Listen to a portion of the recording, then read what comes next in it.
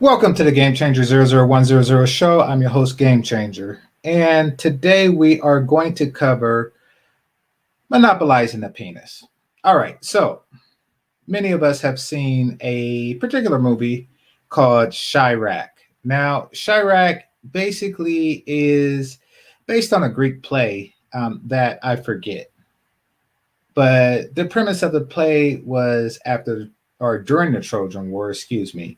A group of women decided, in an effort to end the war, they would leverage sex against their men,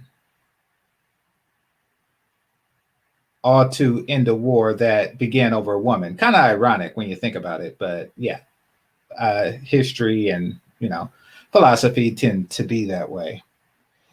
So they did it, and apparently world peace happened, and yeah. But in real life, it was a awful, horrible war that they fought to the very last man, and the Trojan women were taken captive, the men were killed, and the babies were thrown off of the walls of Troy. That's what actually happened. Now, that would be an example of women using the power of sexual leverage for good. They're using the power of sexual leverage to bring peace and prosperity to both places, both Troy and Greece. But what if they didn't do that? What if they used it for shoes? What if they used it for clothes?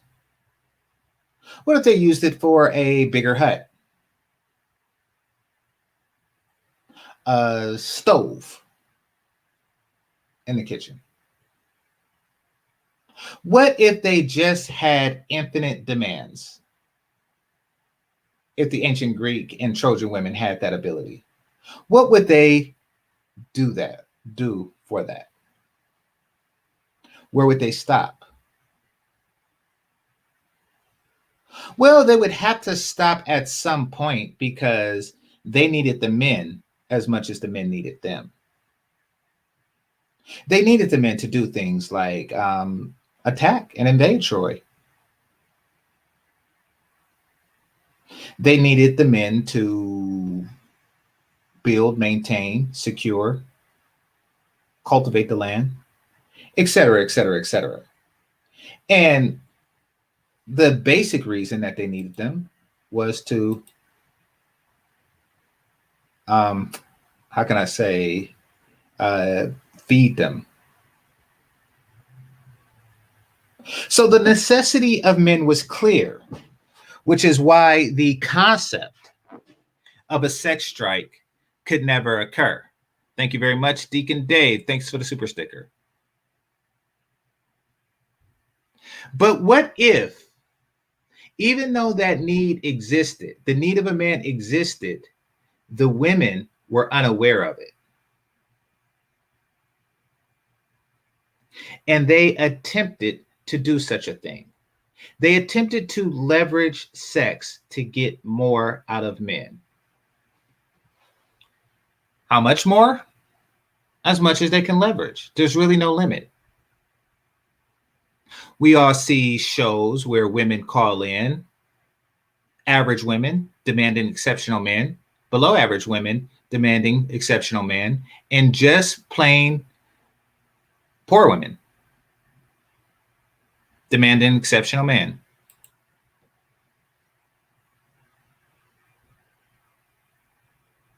And then when their demands aren't met, because there aren't enough exceptional men to go around, they just simply put themselves off the market completely. In Black America, average men, or excuse me, yeah, average men don't get with average women, and below average men don't get with average women.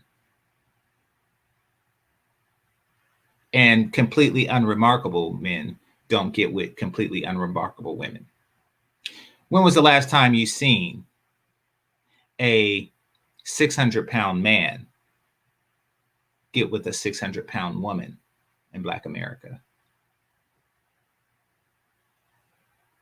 So what they were successfully able to do quite some time ago, let's just say, I don't know, 40 years ago, they come to the realization that they can leverage their position, their ability to wait a little bit longer to find a mate.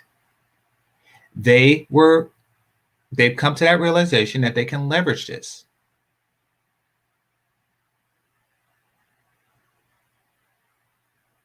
And they continued this process of leveraging until today, where it appears as if they've gotten everything that they can out of Black men. We currently have relationships where the man is much more handsome than the woman is pretty.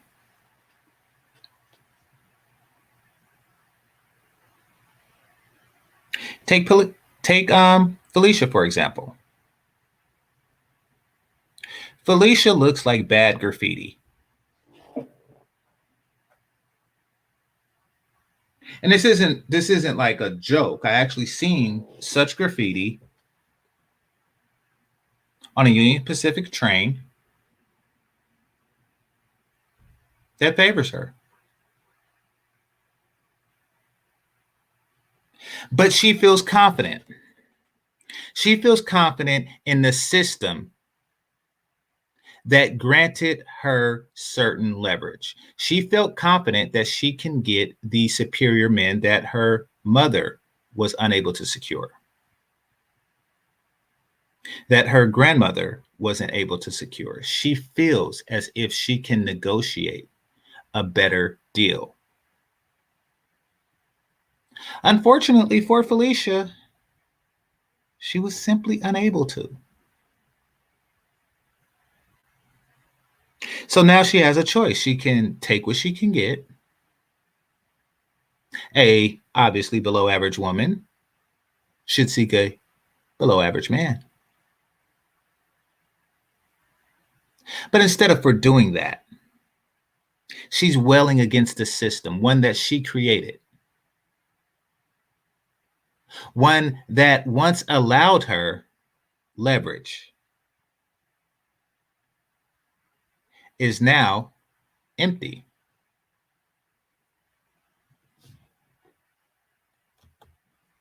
Yes, it is. And you should be with one of them.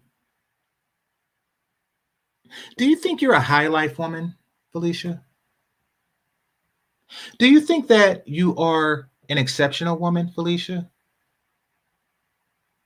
You're not exceptionally intelligent, or else you would realize the irony of a lowlife BW calling men lowlife BM. We're both on YouTube, sweetie. We both are.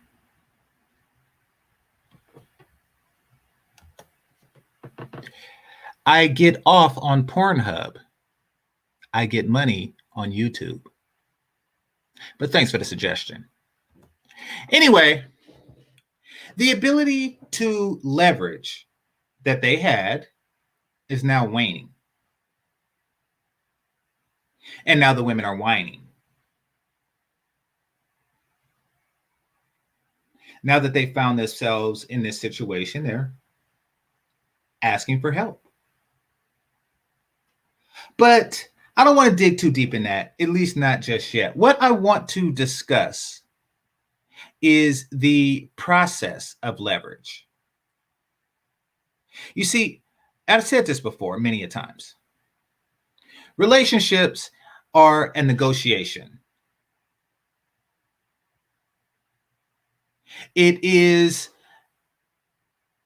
one person, it's a long-term contract. Marriage, for example, is a long-term contract.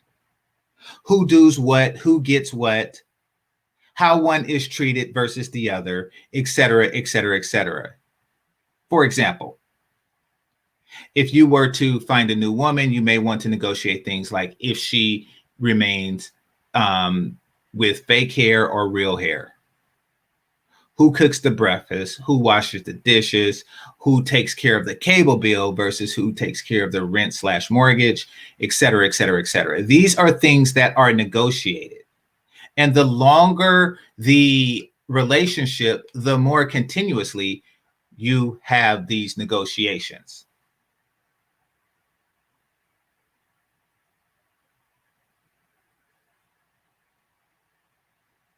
So a basic negotiation before was as follows. The men get sex.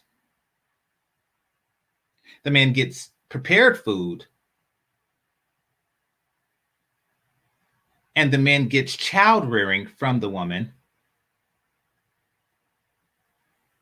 And in return, the women, generally speaking, did not have to worry about the lion's share of the economic expenses. Not to say women didn't work, they just didn't have to work. Meaning that if she was a part time, because when the B Dub talks about the help and stuff like that, or yeah, that's pretty much it. When they talk about like the help, these were not 40-hour a week gigs. Don't get it twisted.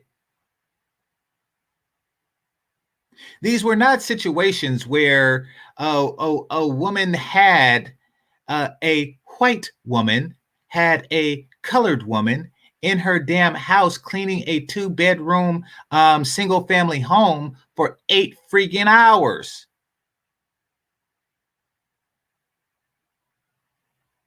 Just wasn't that type of gig. Were there exceptions? Sure, but was it the norm that they all worked enslaved, scrubbing the toilets for 8 hours straight? No. What, you think they had 100 toilets or something?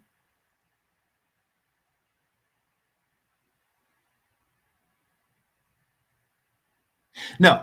Even back then, the primary earner was the black man.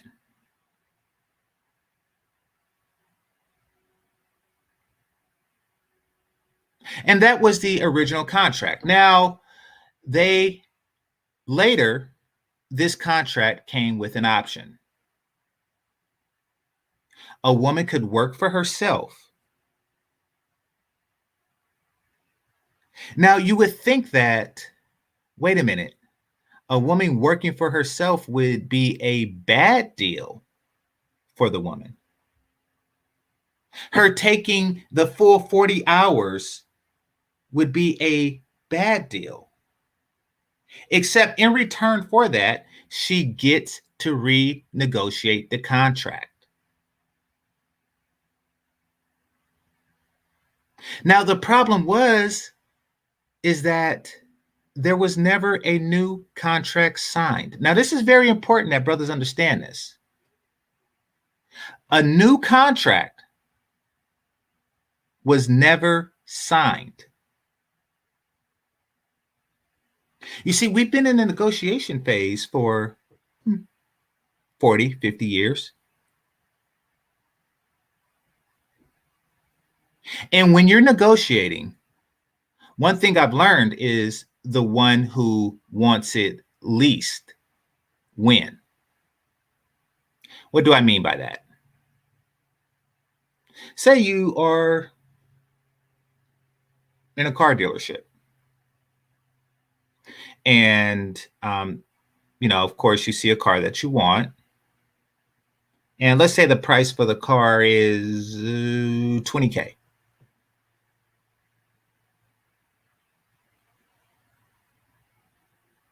And you say, I will give you 10. To which he says, I can't do that. I give you 18. I give it to you for 18. So you enter negotiations. Now, say if you have a job that's far away, there's no buses, and you need something to get to work.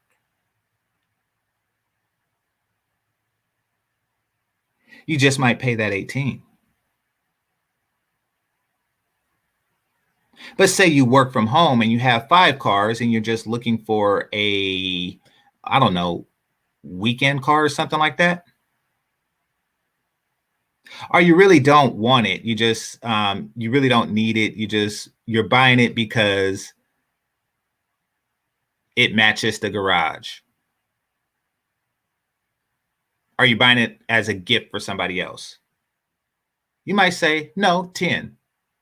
Why? Because you're willing to comfortably walk away. You want that car less than he wants to sell that car.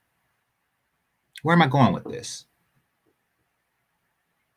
One of the things that was on the table, one of the things that was on the original contract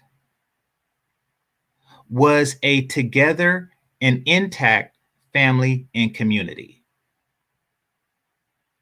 That was part of the original contract. We would work together to sustain an intact family and community. What has been made blatantly clear is that one side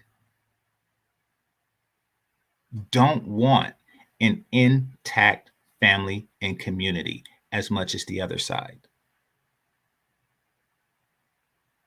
I repeat, one side does not want an intact family and community in the other side. Take Felicia, for example. Hold on, let me see if I can bring up her comment.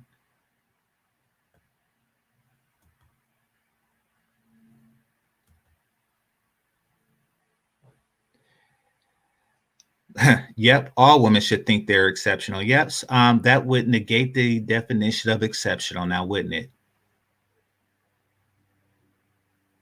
You're unexceptionally smart.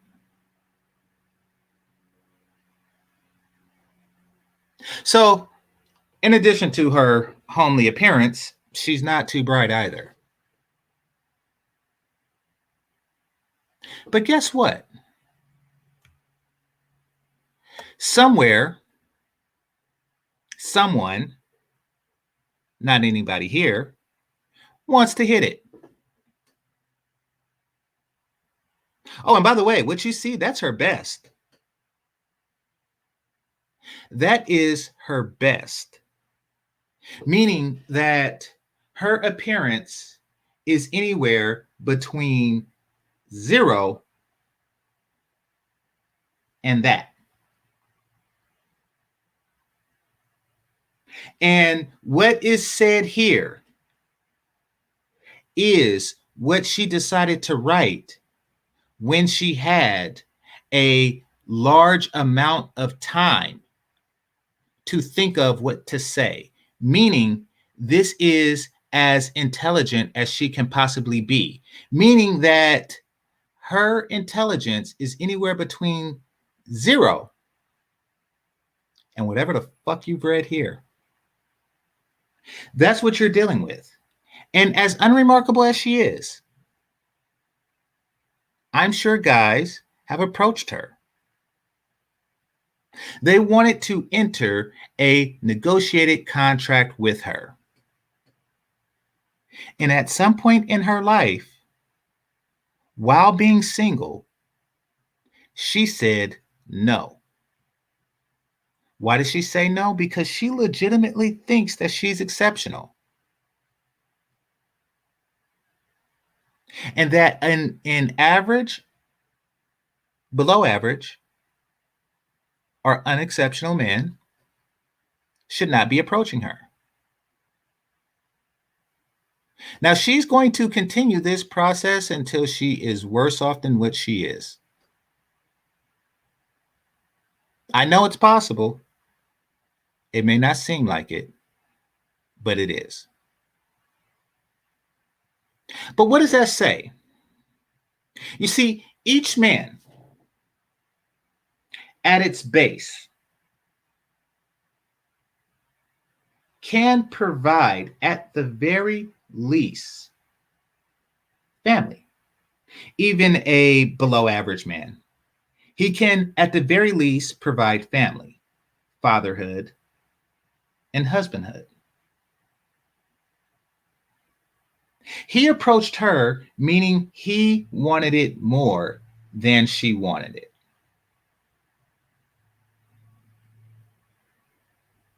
Now, if you were to ask the reason why this is, or the reason why there's so many single black women and black men, it's two reasons, one for each gender.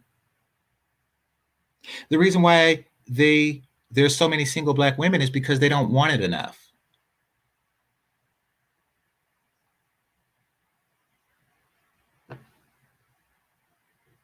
They don't want it enough. Press 1 if you adore her. Okay, I'll bite. Press 1 if you adore her. Is 1 because they don't want it bad enough. The women don't want it bad enough. And 2, because black men primarily deal with women who don't want it bad enough. So if you want to ask what's the relationship contract, the general relationship contract between black men and black women, still to be negotiated. And that's what the gender war is. A renegotiation of a contract that is long overdue. And the fact that the war is continuing means that one side is not yielding anything.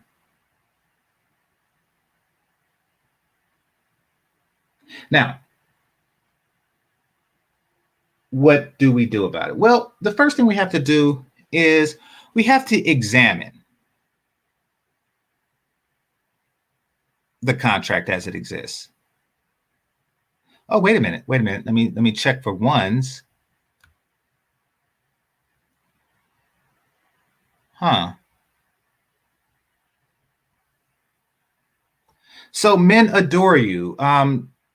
None here do, apparently. But I'm going to give you the benefit of the doubt, and I'm assuming that you have adult brothers. Don't call me now. I'm going to assume that you have adult brothers, cousins, maybe even a father. Maybe. Because you know, you are your mother's daughter. However, I'm going to assume that you have adult family members that adore you on the holidays.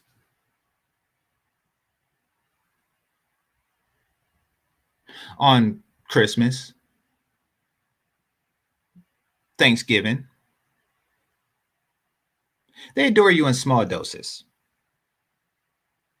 Meaning, of the 365 days in a year, they can take you in 4-hour bites, meaning that by the end of the year, they're willing to spend 24 hours with you. And they adore those 24 hours.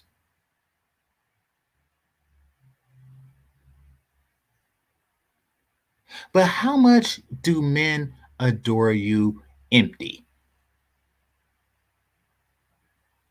What do I mean by that? How much do a man adore you when he's not horny?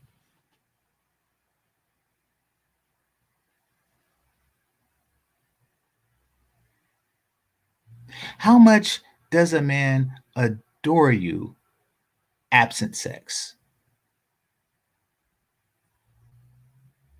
Have you ever asked yourself that? Have you ever asked yourself, am I adored or am I tolerated because no one else was going to fuck me?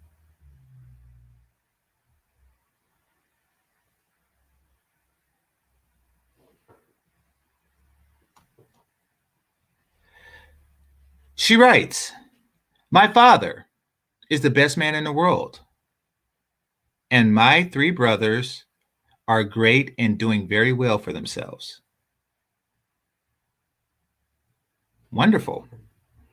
And you know something? I agree. Your father is the best man in the world. You want to know how I know? Because he pretends to adore you. You have to be a spectacular person to put up with you. To raise you. To endure your company, knowing that the adoption agency is not too far away.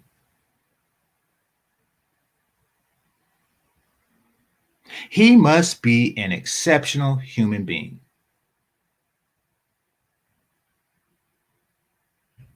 But hey, greatest guy in the world. I agree. Kind of like Muhammad Ali is the greatest champion that ever lived, only because he was tested by other champions.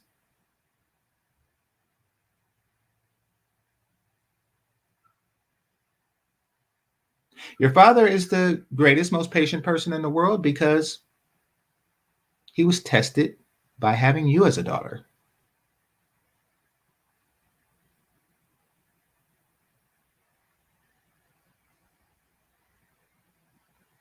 Does anybody, but once again, do they love you empty? What does that mean?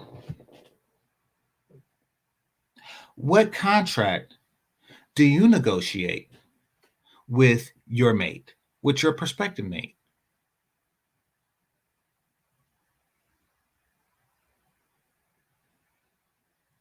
I'm willing to bet that the contracts that you have with your mate, if you have one, is more like a roommate with benefits contract. What is that? Basically, it's a roommate of opposite sex that you screw from time to time. Now, in exchange, you can actually claim to be a girlfriend, but you're not actually a girlfriend. You just have the right to say that to bring him up during conversations like these.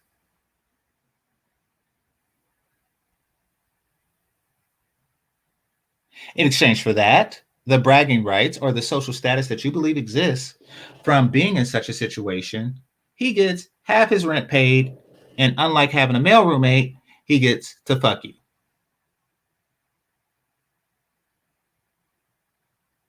Have you ever secured anyone outside of that arrangement? I'm curious.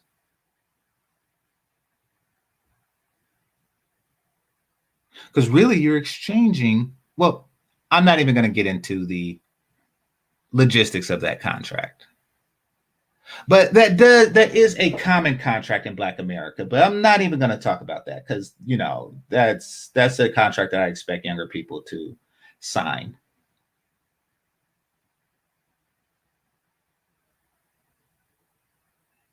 What I will get into is the contract that other ethnic groups have.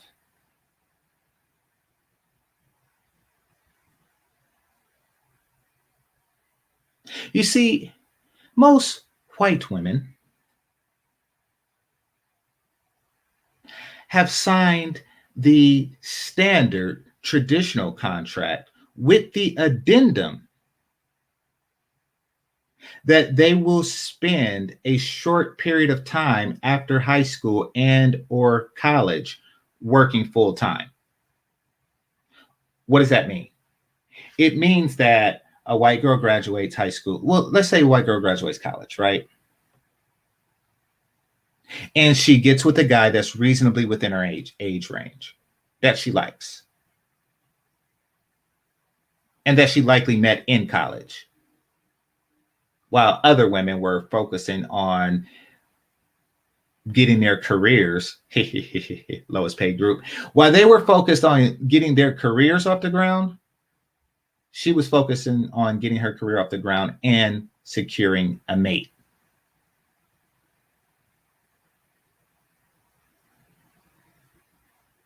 Sometimes theirs. So while this was going on, or excuse me, after this happens, they secure their mate. They do the roommates with benefits thing for a while. And let's just say she makes an average income and so does he. Combined, they make 80,000. 50 after taxes, let's say. And they live in a place where the rent is $1,200. At the end of the year, in rent alone, they spend what? 15,000. Well, 14,400, but but let's just round it up. 15,000, right? Rent and utilities and entertainment costs. Let's just make it an even 20, right?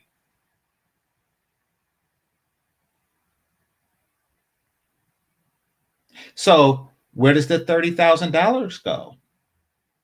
Oh, it goes to them. And she's only 22. So $30,000, 23. $30,000, 24, $30,000, 25, $30,000, 26, $30,000, 27, $30,000, 28. $150,000 saved up, and they're 28 years old.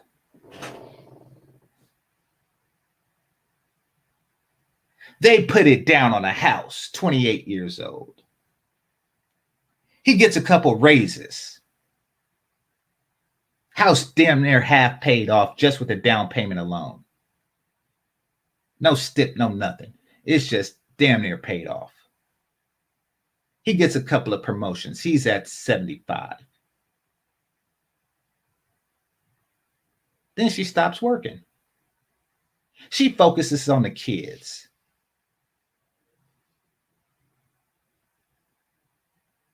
That's their contract. And it works for them. There's a couple of hitches in it, but it works for them. Let's take the Oriental community. Their contract is somewhat different.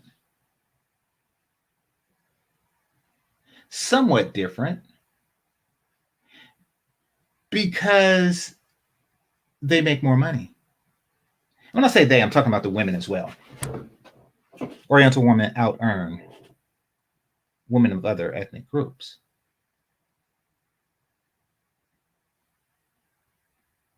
So an Oriental man becomes doctor, engineer, lawyer, ninja. Oh yeah, ninja. Ninjas get paid a grip.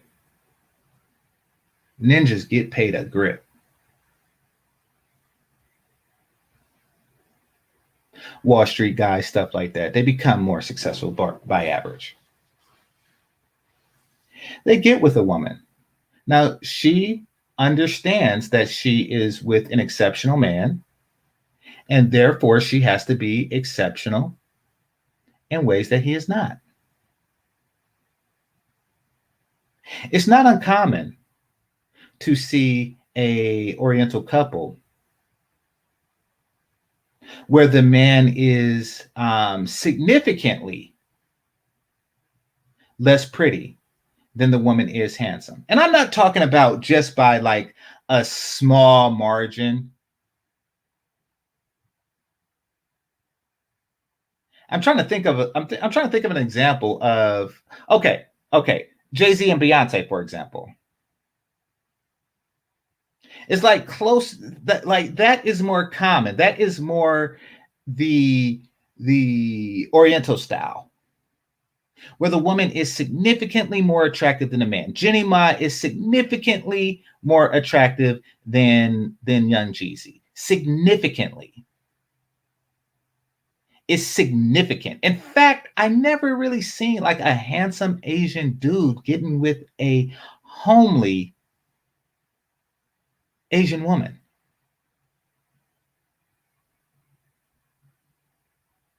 But then again, I don't really know how to equate a handsome Asian dudes, but I'm pretty sure that they exist. I'll work under the assumption that these K-pop dudes are exceptionally handsome. I'm just going to work under that assumption.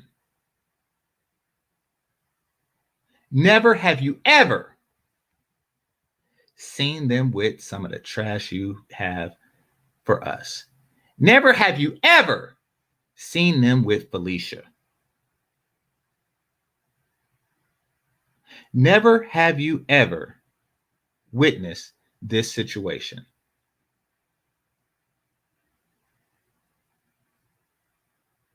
Now, this is expressed throughout each and every single economic bracket. An average Asian guy, you never see him with an average Asian woman. And by Asian, I mean Oriental. Never do you ever see that. If you show me a fat Asian woman that's married, I will show you a fatter, broker Asian man.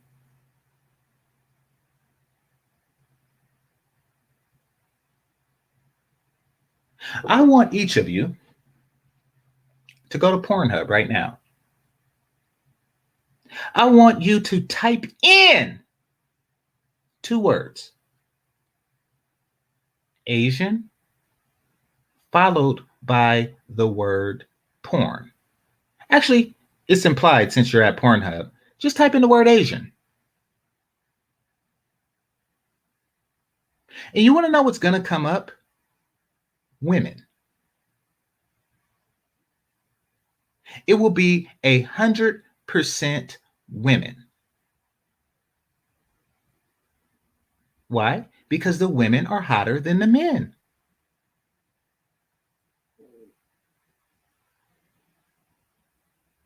Now, after making that observation, when you think of Asian porn, you don't think of the men. Nobody does. When you think of Asian porn, you know it's not about the men. Ever. Now, after you've done that, I want you to type in, first of all, delete the word Asian. And then in the same search field, I want you to type in the word black. Black.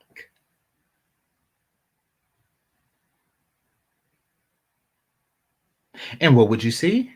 You'll see a collection of porn consisting of both black men and black women.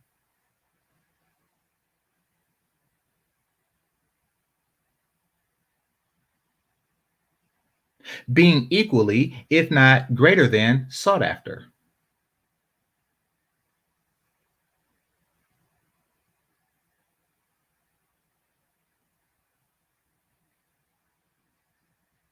And why do I say that?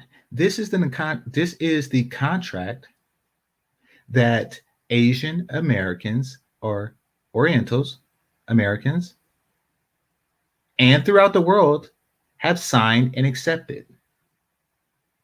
So basically, the man gets a younger, hotter, sexier, childless wife. And the woman gets, what does the woman get? What does an Asian woman get from an Asian man?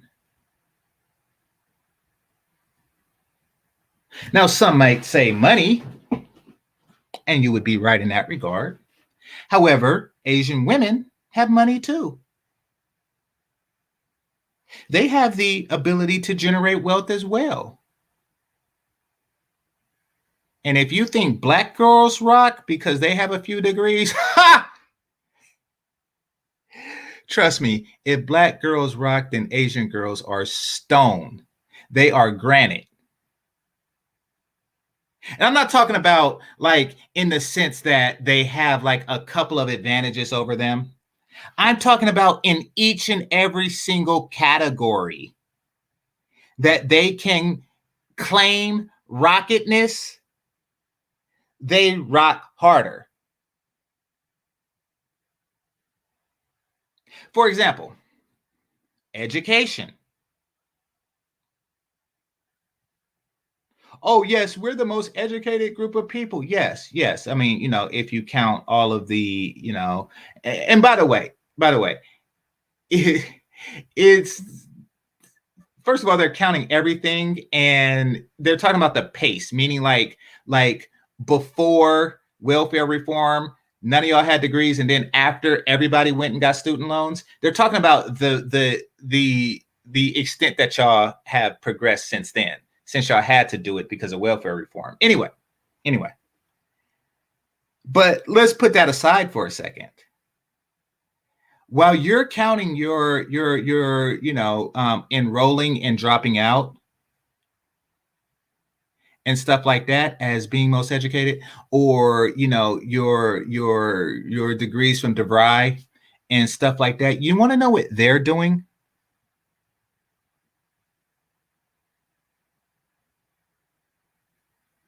They are trying to get Harvard, Princeton, Yale, Brown,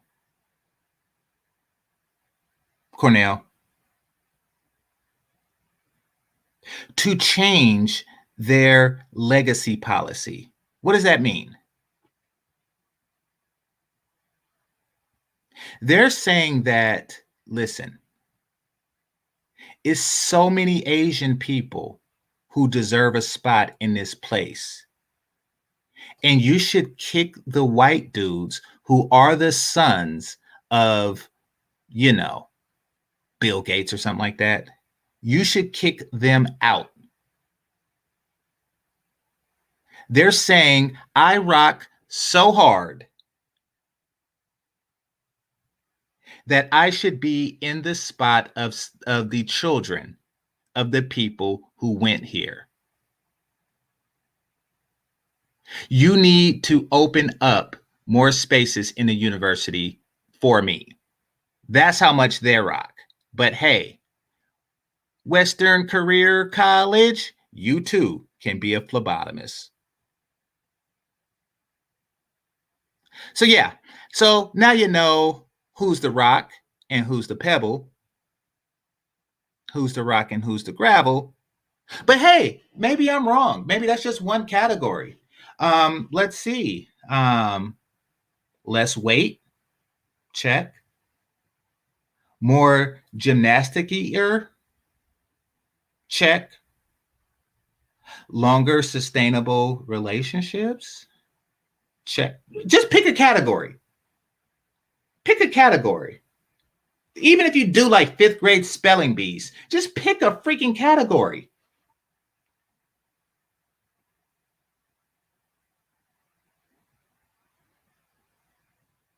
Because, I mean, oh, and having the class to not announce it. Oh, you poked my heart. You poked my heart. Yeah, ladies, somebody said longer hair. Not only is the hair longer, they have so much hair they could sell it to you. Oh, you poked my heart. Oh, someone please call 911.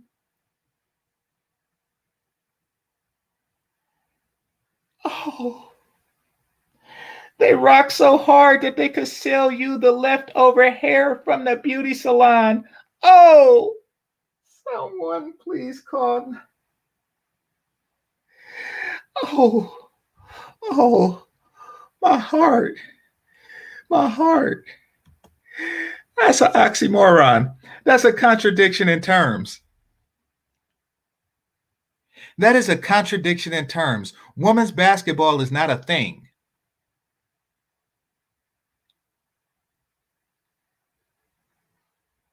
Those two things don't really belong together. Same as women's football and women's anything else that is strong penis stuff.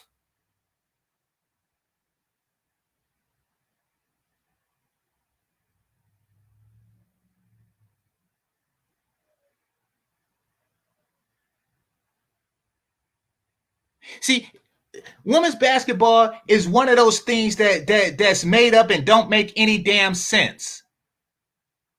Like Korean tacos. Motherfucker! The hell is a Korean taco? I hope Mexico invades Korea over that crap.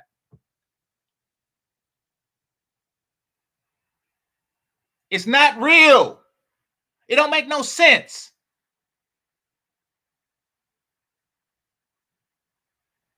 Korean tacos. That's the same as women's basketball.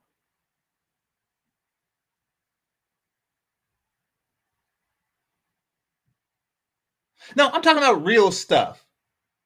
I'm talking about real stuff. You can't make up something and then say I'm good at it. Nobody makes chitlin tacos like a black woman. It's just a made up stuff to say you rock at something.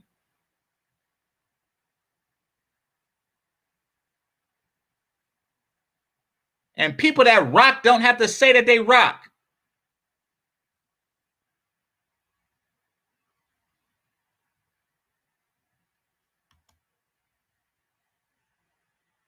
Are you Korean? That's not the point. Call it something else. You're infringing on the name. Baseball is, basketball, that's not a thing.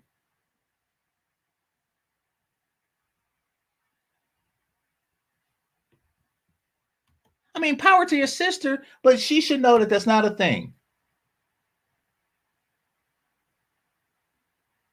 Ah, damn it. All right, well, tell her she rocks. And then they could say, ooh, I rock at basketball.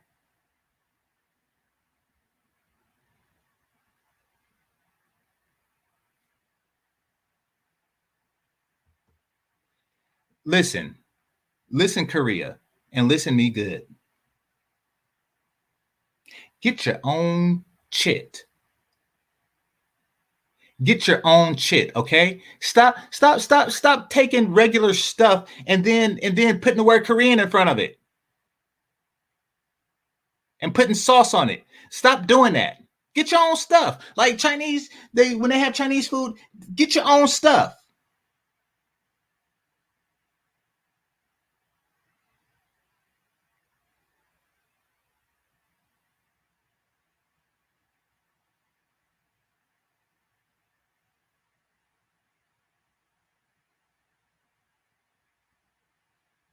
Dang it.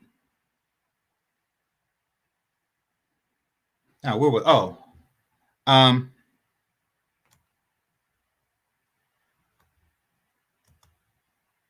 shout out to Demetrius. Thanks a lot for the super sticker, bro. I appreciate you.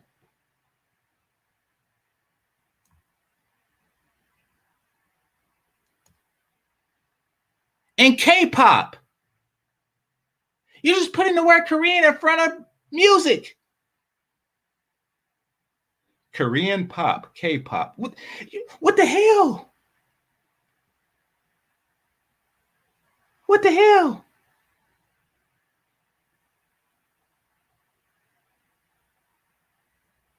Get your own shit. Get your own shit.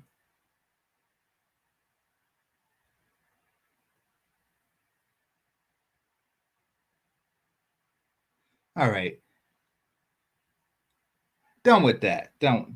But the point is better. So the contract that they have, that the Orientals have, is better. He gets the better woman, the higher earning woman, the hotter woman by the general measurements that men use for hotness. And by measurements, I'm talking about like hips and waist and stuff like that. So and not smarter, but more educated and better mothers. What do the women get out the deal is the question. They like, I'll be this 4.0 student, super mom, doctor, et cetera, Ivy League chick that tutors and homeschools the kids until they become doctors. But what do they get in return besides the smallest penis in the world? There, I said it. What do they get in return? They get family. And they're willing to make this exchange because they value family over everything. See, they're willing to take the small penis. They're willing to take the small penis, the lack of quote unquote swag, and all the other stuff. They're willing to take that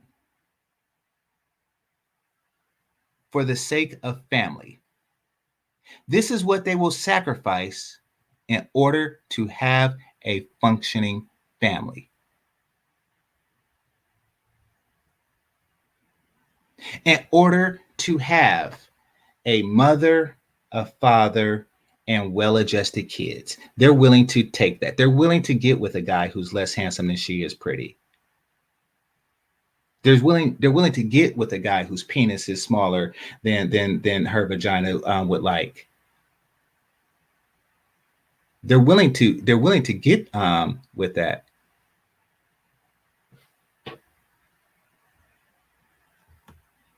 Yes, they do. They want medium, like most women do. Most women don't want, somebody to pull out 16 inches at a quarter. Like, so yeah, I get it. But do they want the little ones though? Nope. They want medium.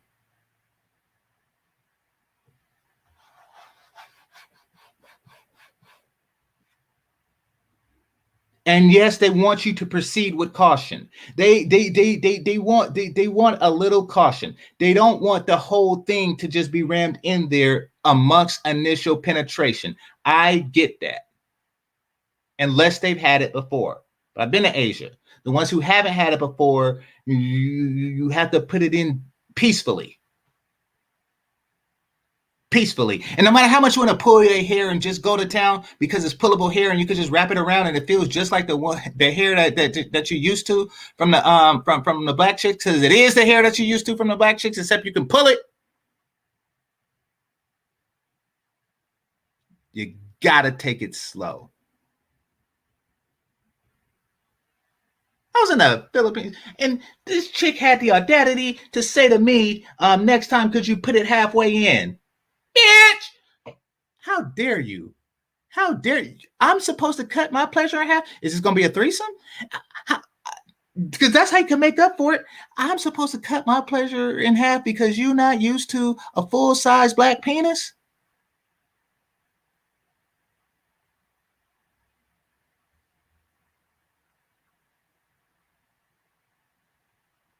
You better ninja your way through this.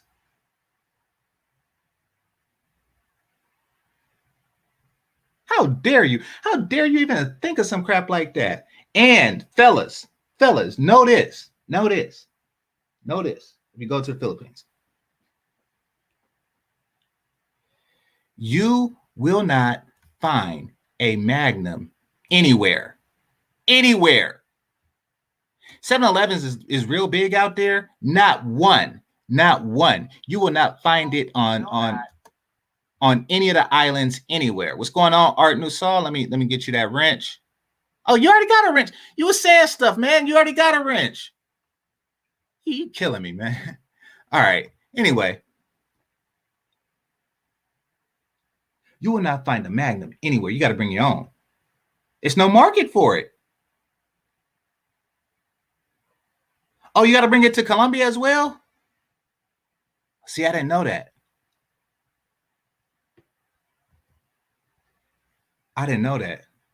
Oh, you won't find big clothes either, so you got to bring your own. I wasn't buying clothes out there. So what about shoes?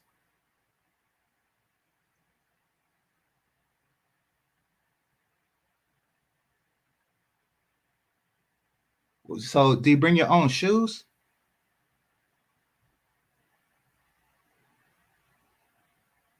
It doesn't matter. The point is that they follow the Oriental contract.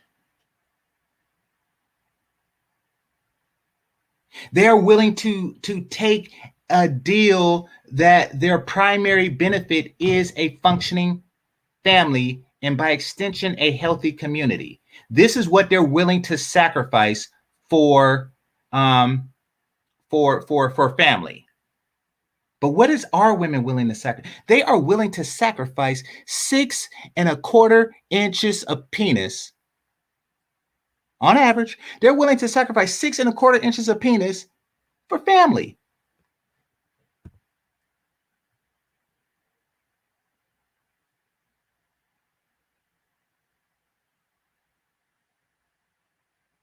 But what are our women willing to sacrifice for family?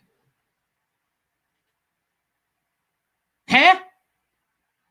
They're not willing to sacrifice a goat. They're not willing to sacrifice an old-timey Roman goat. They're not willing to sacrifice a girl trip.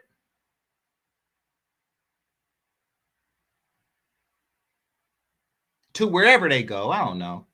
They're not willing to sacrifice an annual cruise. They're not willing to sacrifice ladies' night. They're not even willing to sacrifice weed.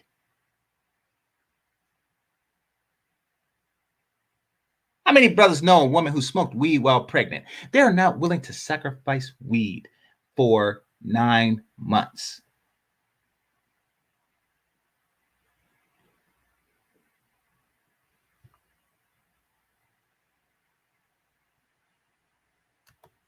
Yeah, they won't sacrifice a chicken sandwich.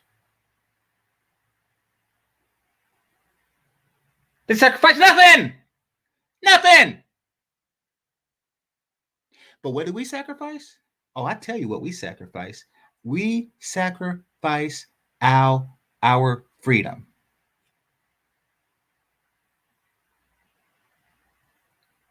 You want to know how I know? Because slavery wasn't a thing. Because slavery was a thing. We sacrifice our freedoms. We sacrifice our lives to assure the family. What does that mean? Our life. What does that mean when I say we sacrifice our lives? I tell you because I know it. I tell you because it's in my brain. All right. See, slavery ended, right? Because of the black man's efforts in the Civil War.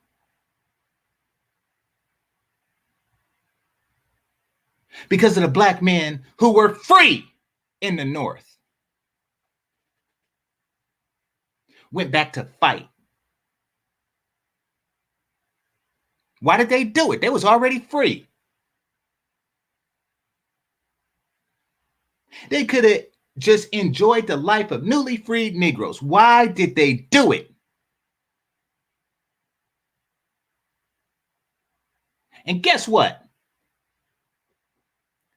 The South offered freedom too. The South offered freedom to any enslaved Negro that took up arms and defended the Confederacy against the invading Northerners, as they would put it.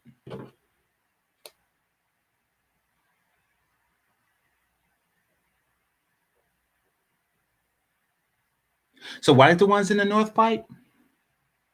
For freedom that they already had?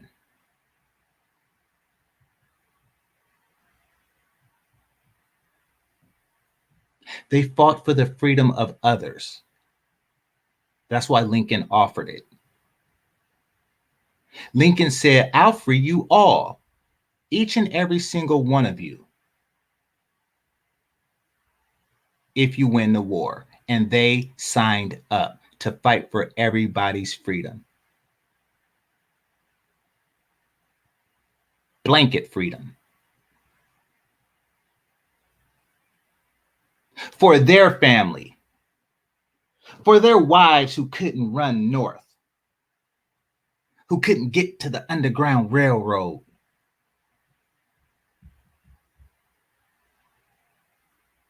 And they died. Many who were already freed were re-enslaved. Tortured. They didn't just stay in the North and have a boys' trip or something something of that sort. They died for the freedom. That's how important family and by extension community is to us. They sacrifice their lives. What are you sacrificing, bitch? What are you sacrificing right now? You're not even sacrificing a fucking weave.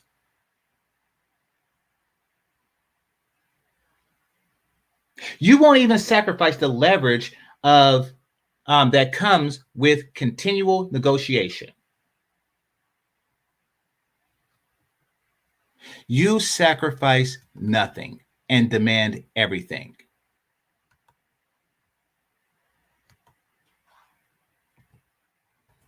StreamYard out there. Actually, let me pin it up.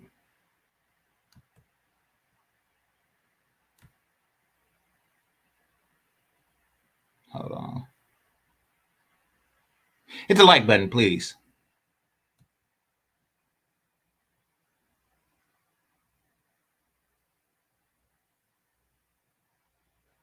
Here we go.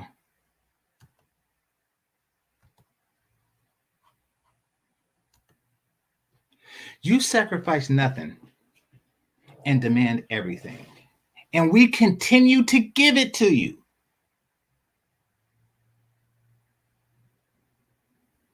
And you continue to take. Why isn't this working for us? I'm going to get into that, but before I do, I'm going to talk about the final ethnic group and their contract. And this isn't the final ethnic group in the world, but this is the final one that I'm going to talk about today. Maybe. Who knows?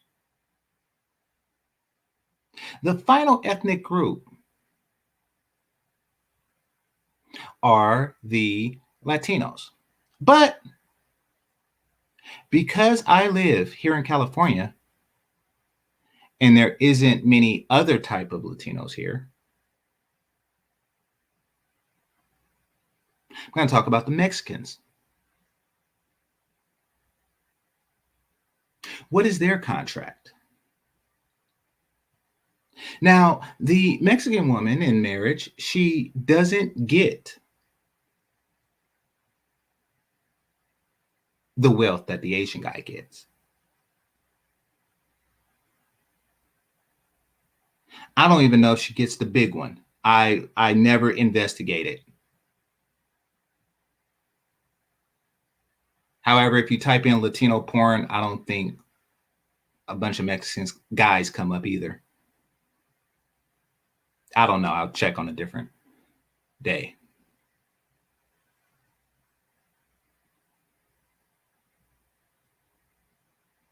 So she gets a guy who's likely not 6 foot, likely don't make 6 figures, and likely not likely don't have a 6-pack. She don't get any of the 3 6s that these women demand, that average women demand. Let me ask y'all something. Where is the average Latina woman demanding 6 figures? Where's the average Asian woman demanding 6 figures? Where's the average white woman demanding 6 figures? At best.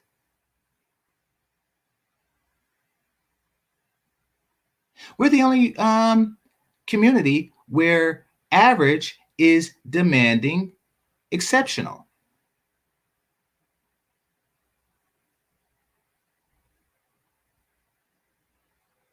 So the Asian women in their marriage contract, they don't get any of the 6s, not in large numbers. Like black men, the black women do get the 6s. They don't even move unless you have at least one of the 6s.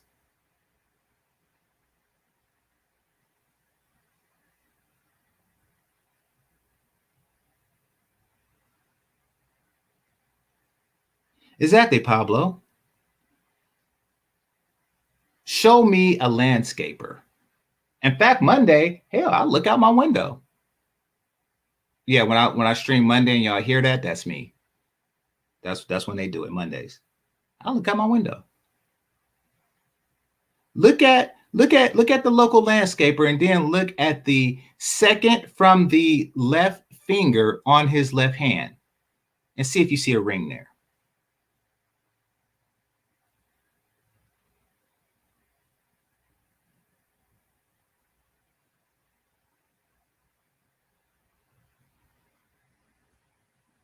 And then ask him to invite you to his home and tell him you'll bring some Korean tacos.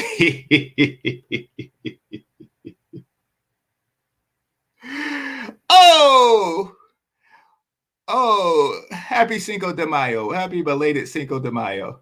Ask him in 364 days. I want y'all to do that. I want y'all to go to like a Mexican Cinco de Mayo event and then bring some Korean tacos and see what the fuck happens.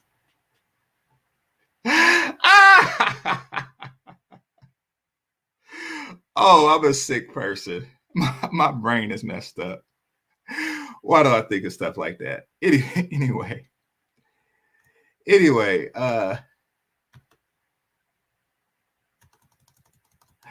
as to go to his house,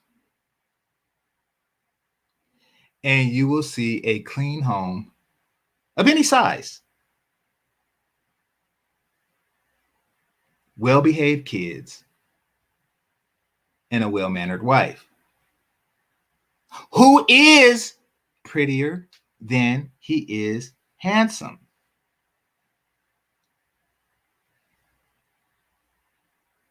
Again, prettier than he is handsome.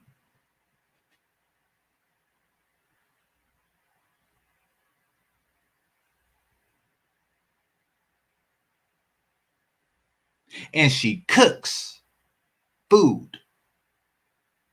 And she cleans house.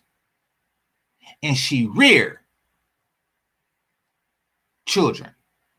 All right. Let me pump you up. Hold on.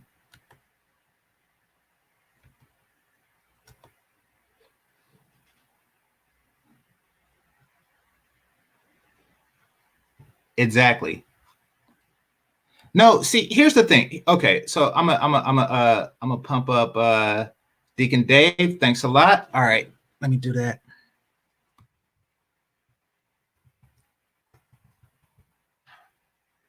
All right, beautiful. And at the 5. All right. So select. And you are upgraded. All right. Thanks a lot. Thanks a lot, brother.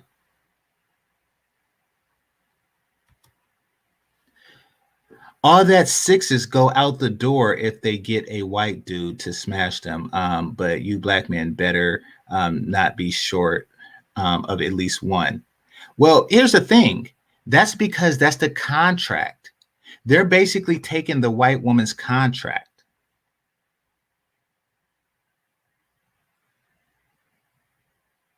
They're taking parts of the white woman's contract. Because really what they're getting is, you see, here's the thing.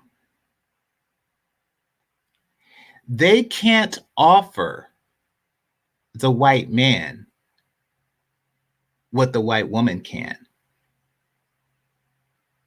And that is a sense of legacy, community, et cetera, et cetera, et cetera. Their children will belong to a different community, so to speak.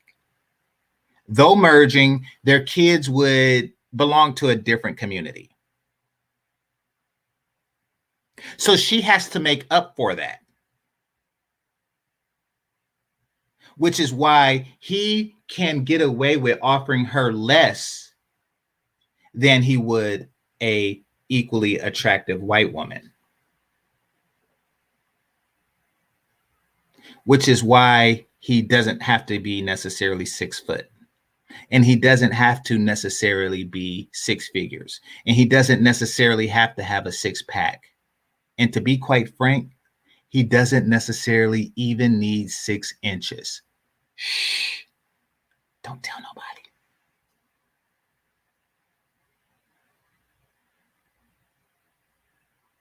You see, in order to get on that contract, they have an existing contract with their women. So he would be breaking that contract and signing another, and he will only do that if it's beneficial. And he has the leverage in that regard because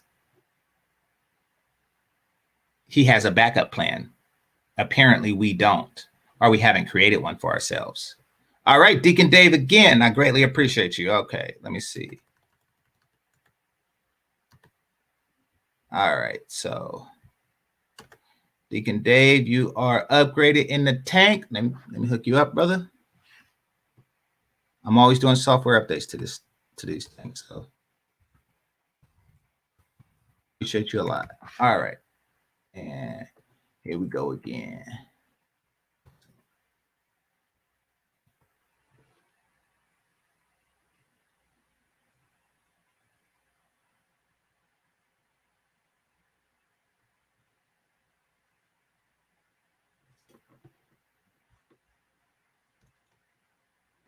Yes, I know that, Cortez. I know that they make demands of black men to make dating difficult. And in fact, they're doing it really so you can take a lesser deal.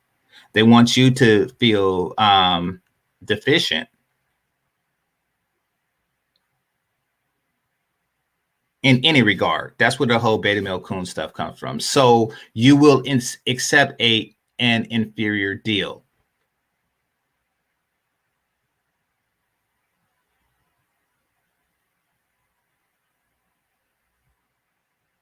But if they truly wanted relationships to work, then they would come with a better deal. They would say, just like the Mexican women says, no, something, I might not get the 6 inches. I might not get the 6 pack. I might not get the 6 figures. And he might not be 6 foot tall. But he's going to be a good father and he's going to provide me with a lot of kids. I'll take that deal. If it means that we have a healthy, functioning family, and by extension, a healthy, functioning community. What do I mean by community? It means that your children have similar children to have play dates with.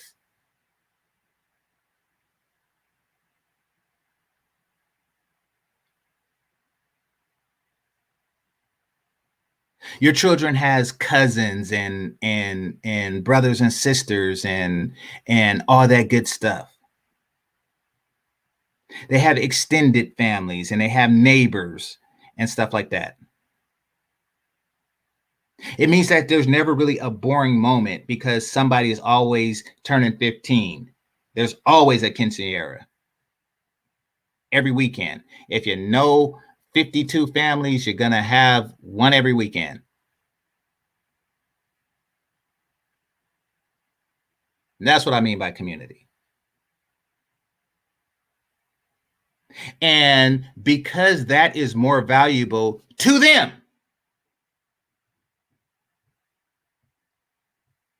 than a 6 pack, than 6 figures, than a guy that's 6 foot, because that's more valuable to them.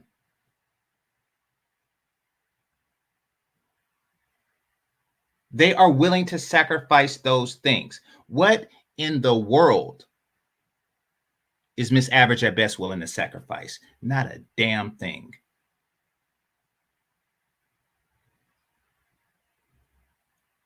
Don't believe me?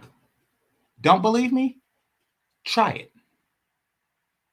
I want you to go to a woman like Miss Average at Best, right? And I want you to tell her, I don't have a 6 pack yet. I don't have 6 figures yet.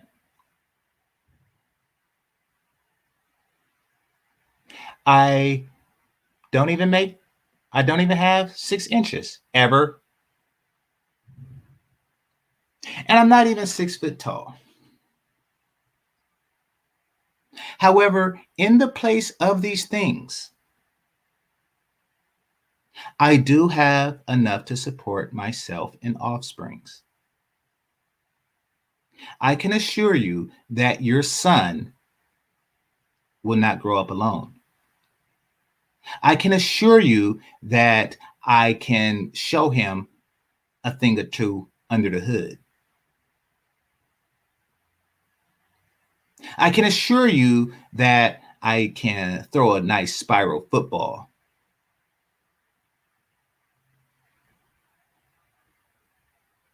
I can assure you that I have some skills and knowledge of masculinity that I can share. And I can assure you that even though I don't have the 6 inches and never will, I'll do my best. I will do my best. Tell her that and see if she says no. You're offering her family and she says no. In the place of family, I'd rather the big one. In the place of family, I'd rather the 6-pack. In the place of family, I'd rather somebody that's 6 foot. In the place of family, I want 6 figures.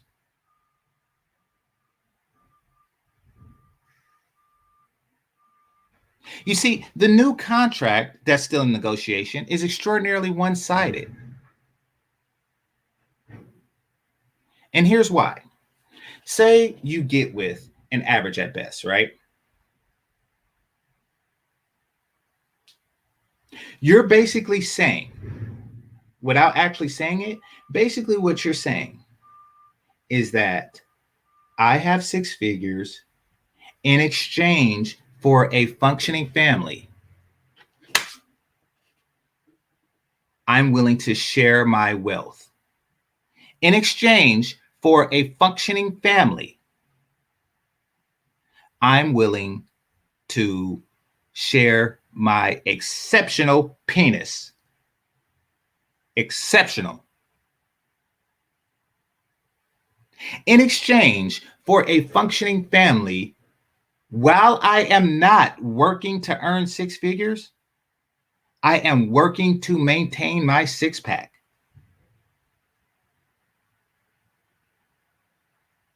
In exchange for a functioning family, I give you my genetics of a man who is over 6 foot tall. This is what I do in exchange for stuff, for family and community, just like my ancestors who died for freedom. This is what I'll do for a shot at that. And you know what she'll do? She'll say yes. She'll say yes. She'll say I do, etc., etc., etc. And then she will, take the deal and become a minimal parent. You see, the deal was that she would give you a family. The deal wasn't an exceptional one, now was it? See, she don't want the family and by extension the community. You do.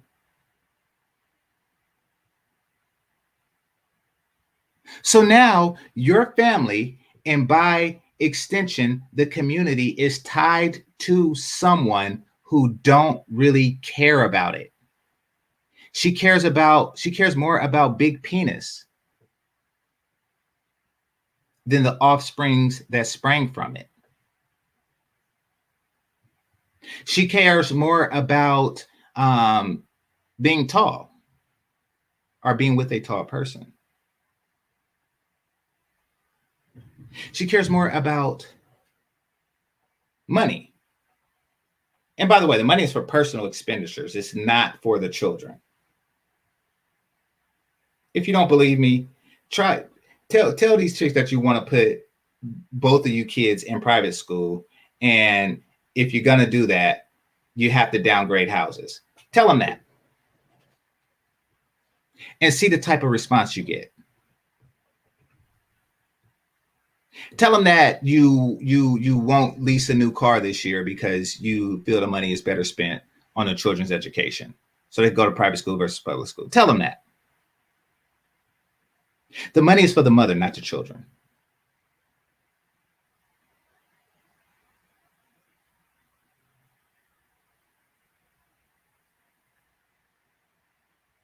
Unlike every other community. Because we are making a deal with somebody who don't care, even if the deal is made, they're going to treat it like they don't care. Once again, I bring you the car analogy. A person that don't really care about having a car or anything like that, they're probably not going to take care of it as well as a person who drives Uber for a living or drives a Lyft for a living. You know, they're not going to care for it as if they need it. You know, like, you know, if this is this person's 10th car or something like that, he probably just like leave it in the garage and, you know, the battery dies.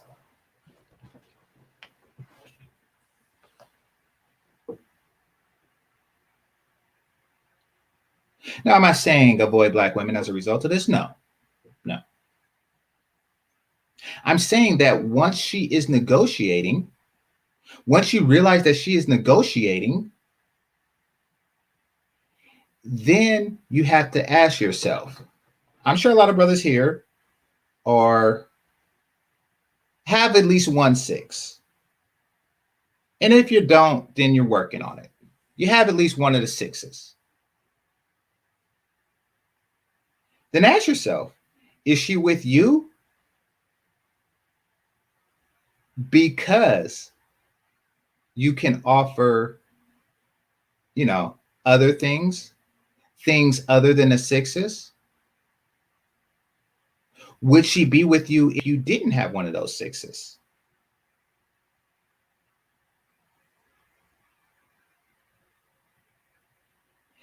And then if the answer is no, well, do you have to avoid them? I mean, you can like sleep with them until you're tired of sleeping with them.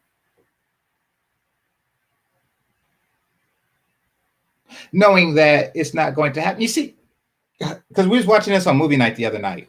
So spoiler alert on school days. Hold on. Spoiler alert on school days. There was a scene with Tisha Campbell and I forget dude's name. It's a Spanish name, but I forget it.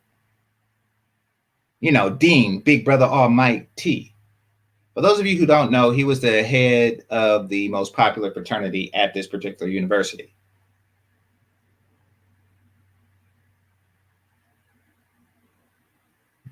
And then he walked up to his girlfriend, his then girlfriend at the time, Tisha Campbell, and asked her to sleep with one of his fraternity brothers to take his virginity. Okay, he's Dominican. And he said beforehand, thank you. I can't pronounce it, but thank you. And he said to her beforehand, do you love me? And she said, yes. And then he asked her another question. Do you love Dean, Big Brother Almighty? And she said, yes. Well, you're going to have to prove it. So she did the act and she was like, okay, I did it. You know, I did it. You know, I did this for you for the sake of the black and silver.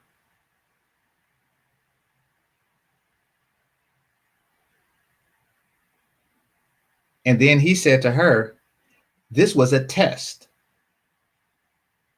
This was a test and you blew it. See, you don't love me. You don't want a family with me. You're willing to be a mother for me, or rather, you're willing to be a mother and wife for Dean Big Brother Almighty. But my name is Julian.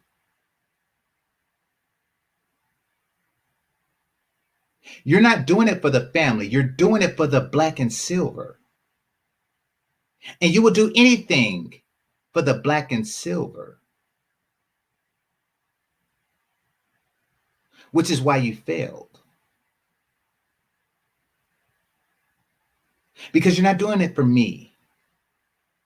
You're doing it for that. And that is how these women fail. Can always test them. A woman says, "Why are you with me?" And if she says, "You got that good wood," is she sufficient? If you ask, "Why are you with me?" and she says, "Because you are so generous to me. You're hardworking and generous." Scratch your head a little bit.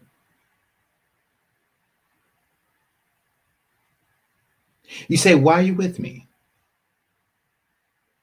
and she say, "You're the finest man I've ever seen."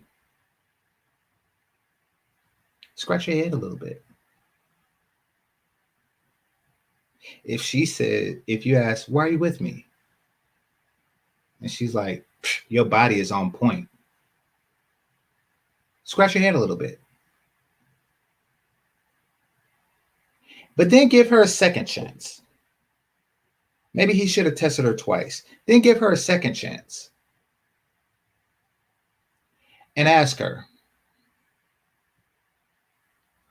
"What do you like about me that doesn't directly benefit you?"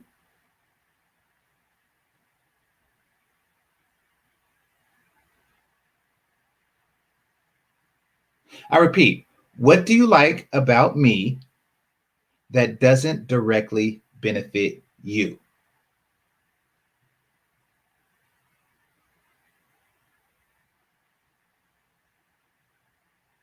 And that's the difference between a Madonna and a whore. The ability to see things besides what directly benefits and immediately benefits them. And men have that problem too. But we tend to go for the cute teacher who shows motherly and nurturing instincts. We tend to go for that over, the hot Hooters waitress. We tend to. Not every case, but we tend to do that. Shout out to Bill Gates. The smarter of us tend to do that.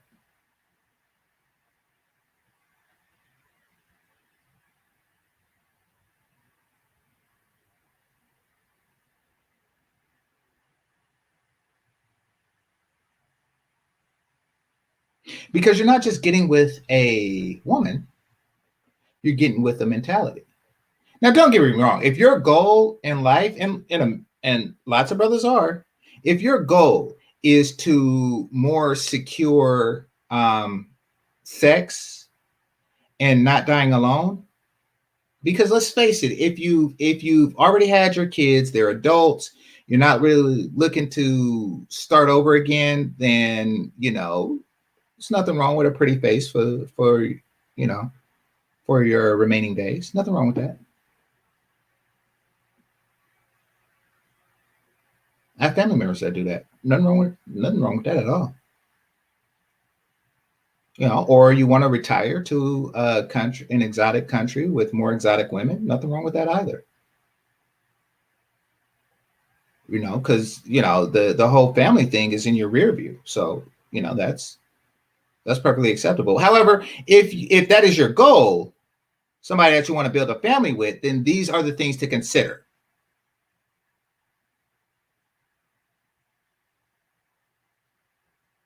That's all I want to say about that. The general mentality is screwed. It's extraordinarily selfish. Look for these features as part of your vetting process. And if she is exchanging family for anything other than family in return, then she's not a good woman. With that, I'd like to thank the members that are in the fish tank. Oh, before I go, I think it was Stoic or Smooth asked, how does the fish tank work? Well, if you're a member, you are automatically in the fish tank. And the size of your fish is determined by the size of your contribution. So like number 16 is a larger fish because he has a larger contribution than whoever this is with the W. I can't really see it because the colors are similar. But as you can see, it spells out their name. Like this is Mana Tomorrow, MANOF Tomorrow. So the fish will line up to spell your name. They're programmed to do so. If you are not a channel member, then what happens is when you donate, depending on the size of your donation, I put the fish in the tank.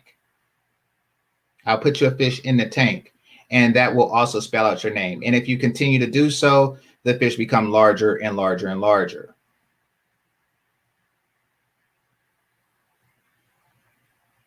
And yeah, that's pretty much how that works.